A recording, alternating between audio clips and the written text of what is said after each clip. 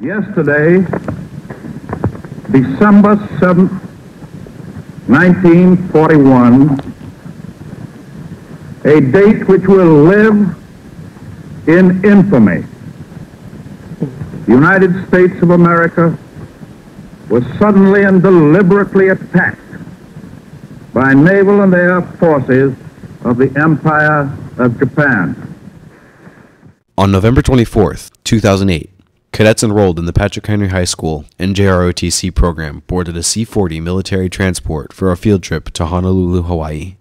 Several students were given the opportunity to observe the takeoff and landing from the cockpit. Being ready to descent, I don't repeat it. I was trusting my life. 100. 50. 40. 30. 20. 10. As you can see, Perla was extremely excited to be able to watch the landing on Oahu. Oh my god, this is so cool!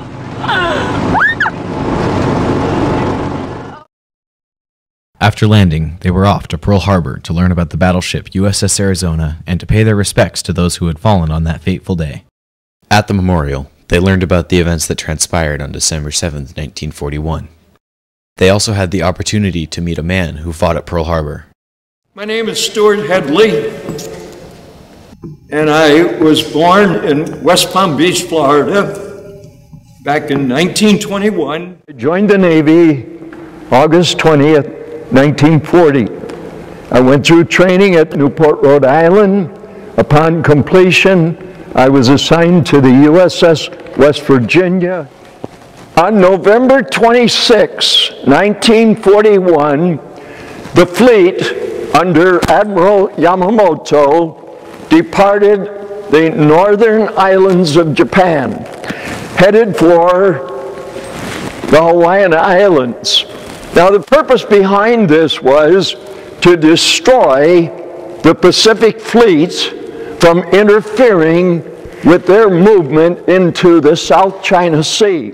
On November 26, orders came from the White House, prepare for sabotage. And when they looked that up, that meant bring in everything you got so you can keep a watch on it. On December the 3rd, Thursday, all the battleships were ordered into port. Behind the Arizona was the Nevada, then the Arizona, then the Tennessee, West Virginia, Maryland, Oklahoma, California, Pennsylvania, and Utah. The veteran also told us how the Japanese attacked Pearl Harbor. The Japanese came at us by 6 aircraft carriers with well over 300 and some odd planes. We lost 1,177 men in less than a flash of a second. There are many stories of exceptional bravery from men and women at Pearl Harbor. The following are examples of such heroism. Private William G. Turner, United States Marine Corps, received the Bronze Star for his extraordinary bravery under fire. The Marines at Ivie fought back with any weapon they could find. Private Turner and Master Sergeant Peters jumped into the rear cockpit of an aircraft parked on the runway and used the rear machine gun to fire at attacking Japanese planes. Both men were wounded, but managed to shoot down one of the attackers. Private Turner died as a result of his wounds on December 12, 1941.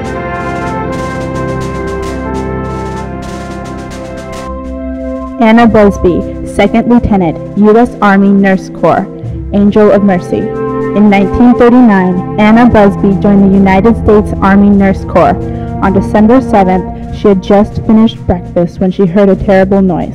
Running outside, she saw black smoke spiraling into the sky. She got word that the Japanese were bombing Pearl Harbor. Anna put her uniform on and reported for duty at Tripler General Hospital. The corridors were overflowing with the wounded from Pearl Harbor. Anna tended to hundreds of patients that day. She got little rest and worked through the night. On that day, Anna was typical of the dedication of nurses and doctors throughout the island of Oahu. Doris Miller, Best Attended, 2nd Class, United States Navy, USS West Virginia. first African American to receive for devotion to duty, extraordinary courage, and disregard for his own personal safety. During the attack on Pearl Harbor, while at the side of his captain on the bridge of the battleship USS West Virginia, Miller, despite enemy bombing and strafing, and in the face of serious fire, assisted in the moving of his captain, who had been mortally wounded, to a place of greater safety, and operated a machine gun until ordered to leave the bridge, the Navy Cross.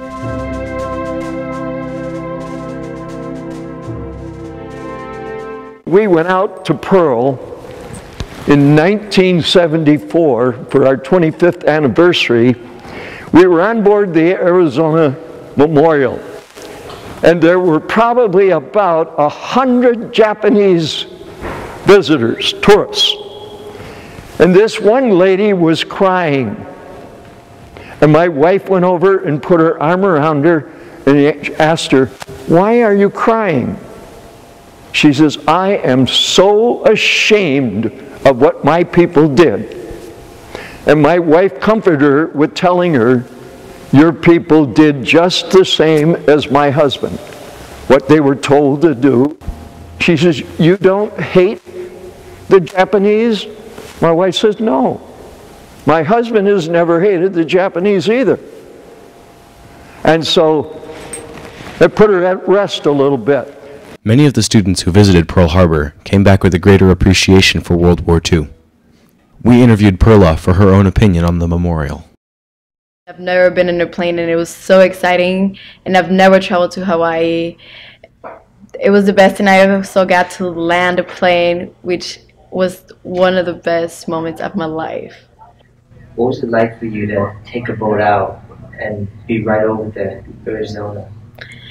It was exciting and memorable because it's like once you step into the boat, you get to see like all those people that were taken down, and because of them, thanks to them, now we can walk freely, talk like what we were taught. To see the wall of names, it was one of the saddest moments for me because it's like brothers, cousins, sisters that were just taken away from other families, and exactly we don't even know if it could have been like our ancestors that were probably taken down, and we just don't even know. You know the oil is still seeping out? Yes, I got to see it, yes. But back to the memorial, what was it like how did you walk away from it? Well, once you walk in there, it's so quiet that you change because you realize, like, you feel like if your family was actually there being taken down, and it's just not the same. Not the same.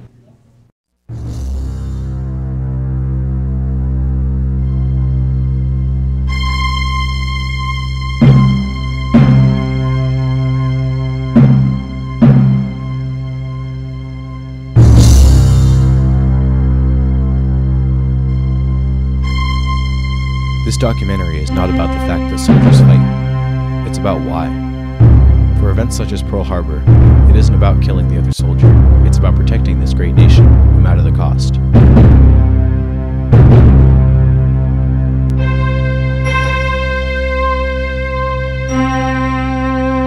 George Santayana said, "Those who forget history are condemned to repeat it." The heroes from this faraway generation may seem unimportant individually, yet who they were and what they did has shaped the world as we know it today. Who we are is who they were, as these students learned. Each of them took a piece of history home with them. None of them will forget this incredible experience